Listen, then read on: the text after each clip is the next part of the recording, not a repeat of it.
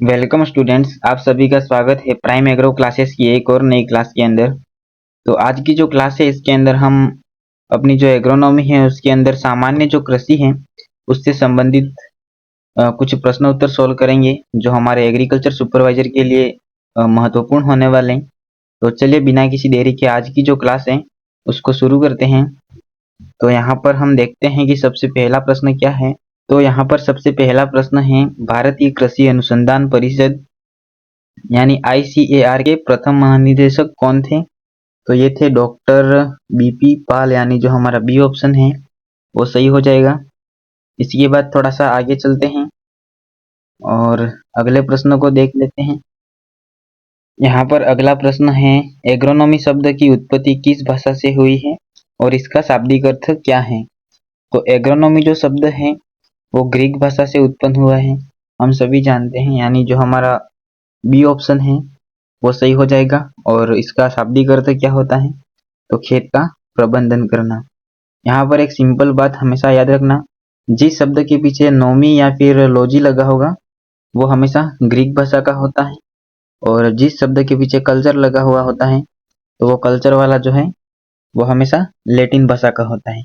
जैसे हॉर्टिकल्चर और एग्रीकल्चर शब्द हैं वो लैटिन भाषा के शब्द हैं। ठीक है, अब चलते हैं अगले प्रश्न की तरफ।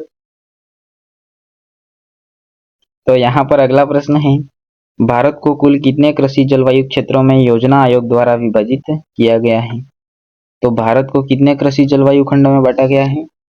तो भारत को 15 कृषि जलवायु खंडों के अंदर बांटा गया है। ठीक, तो हमारा बी ऑप्शन है वो सही हो जाएगा। इसके बाद थोड़ा सा और आगे बढ़े।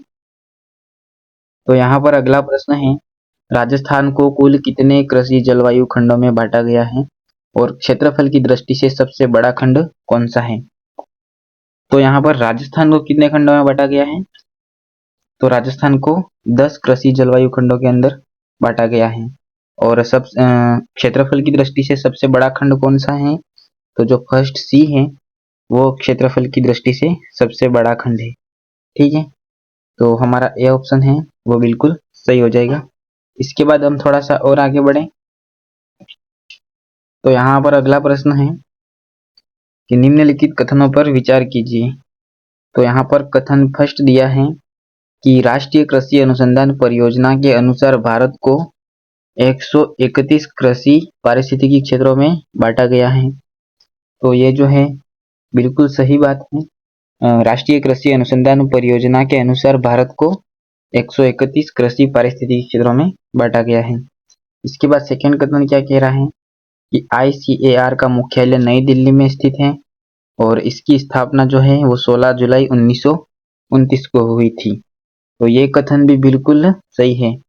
तो यहाँ पर हमारा जो ऑप्शन नंबर सी है, कथन फर्स्ट और सेकंड दोनों सत्य हैं, तो जी सी ऑप्शन है वो सही हो जाएगा। ठीक है, इसके बाद थोड़ा सा और आगे चलते हैं। तो यहाँ पर अगला जो प्रश्न है वो है, केंद्रीय शुष्क क्षेत्र अनुसंधान संस्थान और शुष्क वन अनुसंधान संस्थान राजस्थान के किस जिले में स्थित हैं?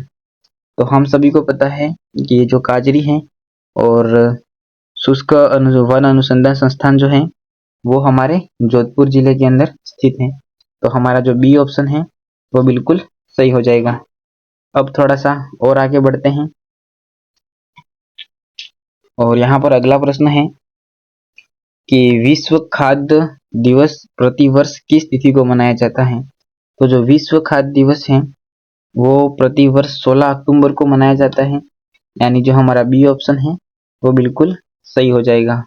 ठीक है, इसके बाद थोड़ा सा और आगे चलें और देखते हैं अगले प्रश्न को। तो यहाँ पर अगला जो प्रश्न है वो है, ट्रिटिकेल किन दो फसलों के मध्य संकरण का परिणाम है जो मानव निर्मित द्वारा प्रथम अनाज है? जो ट्रिटिकेल है वो मानव निर्मित द्वारा प्रथम अनाज है और ये किसका संकरण है? तो ये गेहूं और राई का संकरण है। तो जो हमारा बी ऑप्शन है वो बिल्कुल सही हो जाएगा। ठीक है, इसके बाद हम थोड़ा सा और आगे बढ़े। तो यहाँ पर अगला जो प्रश्न है वो है, सूची फर्स्ट और सूची सेकंड को सुमेलित कीजिए। तो यहाँ पर मिलान करना है हमको। तो यहाँ पर सबसे पहला है सुनहरी क्रांति तो सुनहरी जो क्रांति है वो किससे संबंधित है? तो जो सुनहरी क्रांति है वो फल उत्पादन और बागवानी से संबंधित है, यानी जो फर्स्ट है वो आर के साथ जाएगा। इसके बाद रजत यानी सिल्वर रेवोल्यूशन है वो अंडा उत्पादन से संबंधित है, तो ये जो है वो एस के साथ जाएगा। इसके बाद पीली क्रांति किससे संबंधित है? तो जो पीली क्रांति है वो तिलहन उत्पादन से संबंधित है। और गोल क्रांति किससे संबंधित है? तो जो गोल क्रांति है वो आलू उत्पादन से संबंधित है। तो यहाँ पर फर्स्ट के साथ आर और सेकंड के साथ एस, तो हमारा जो पहला ऑप्शन है वो बिल्कुल सही हो जाएगा। ठीक है, इसके बाद थोड़ा सा और आगे बढ़ते हैं। तो यहाँ पर अगला प्रश्न है, सस्य विज्ञान के जनक किसे माना जाता है? तो जो सस्य विज्ञान के जनक हैं वो है पीटर डी कैसेंजी, यानी जो हमारा बी ऑप्शन है वो सही हो जाएगा। ठीक है, इसके बाद थोड़ा सा और आगे चलते हैं। तो यहाँ पर अगला प्रश्न है, खरपतवार और शून्य भूपरिष्करण शब्द सर्वप्रथम किसने दिया था? तो जो खरपतवार और शून्य भूपरिष्करण शब्द है वो सर्वप्रथम जेथरो टूल ने दिया था। तो हमारा जो ए ऑप्शन है वो बिल्कुल सही हो जाएगा। ठीक है, इसके बाद थोड़ा सा और आगे चले। तो यहाँ पर अगला प्रश्न है, भारत का पहला कृषि विश्वविद्यालय कौन सा है और इसकी स्थापना कब हुई थी? तो जो भारत का पहला कृषि विश्वविद्यालय वो है जीबी पंत कृषि एवं प्रौद्योगिकी विश्वविद्यालय पंतनगर, और इसकी स्थापना कब हुई थी? 1960 में। तो जो हमारा बी ऑप्शन है वो सही हो जाएगा, और ये वर्तमान में उत्तराखंड के अंदर स्थित है। ठीक है, इसके बाद थोड़ा सा और आगे चलते हैं और यहाँ पर देख लेते हैं अगला प्रश्न। तो ये जो प्रश्न है वो कथन एवं कारण वाला है। तो यहाँ पर कथन क्या कह रहा है कि भारत में धान की उत्पादकता अन्य प्रमुख देशों की तुलना में कम है। और यहाँ पर कारण क्या कह रहा है कि भारत में धान की खेती का एक बहुत बड़ा हिस्सा आज भी असिंचित और वर्षा आधारित पारंपरिक तकनीकों से किया जाता है। तो जो आज के समय में भारत के पास जो धान उत्पादन का क्षेत्रफल है वो तो अन्य देशों से अधिक है, लेकिन जो उत्पादकता है वो अन्य देशों की तुलना में कम है। तो यहाँ पर जो कथन है वो तो बिल्कुल सही कह रहा है, और जो कारण है वो भी कह रहा है कि भारत में धान की जो खेती है उस पर एक बहुत बड़ा हिस्सा है, लेकिन आज भी किसानों के पास जो है वो सिंचाई करने के जो साधन हैं वो भी उपलब्ध नहीं है, जिस कारण किसान जो है वो वर्षा पर निर्भर रहते हैं और जो पुरानी तकनीकें हैं उनसे सिंचाई करते हैं, जिससे उनको उत्पादन जो है वो नहीं मिल पाता है। तो ये जो कारण है वो भी बिल्कुल सही है। तो जो हमारा पहला ऑप्शन है ए और आर दोनों सही हैं, और आर ए की सही व्याख्या करता है। ठीक है, अब चलते हैं अगले प्रश्न की तरफ। तो यहाँ पर अगला प्रश्न है, निम्नलिखित में से किस फसल को अनाजों की रानी कहा जाता है? तो अनाजों की रानी किसे कहा जाता है? तो अनाजों की जो रानी है वो मक्का को कहा जाता है। और अनाजों का राजा किसे कहा जाता है? तो वो गेहूं को कहा जाता है, वो भी ध्यान रखना। ठीक है, इसके बाद चलते हैं अगले प्रश्न पर।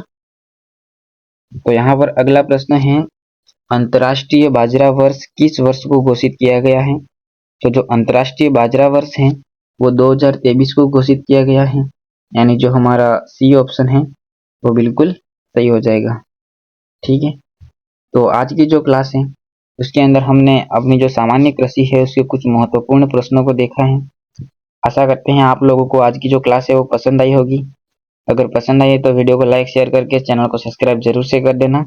अब मिलते हैं अगले क्लास में किसी और नए टॉपिक के साथ, तब तक के लिए जय हिंद, वंदे मातरम।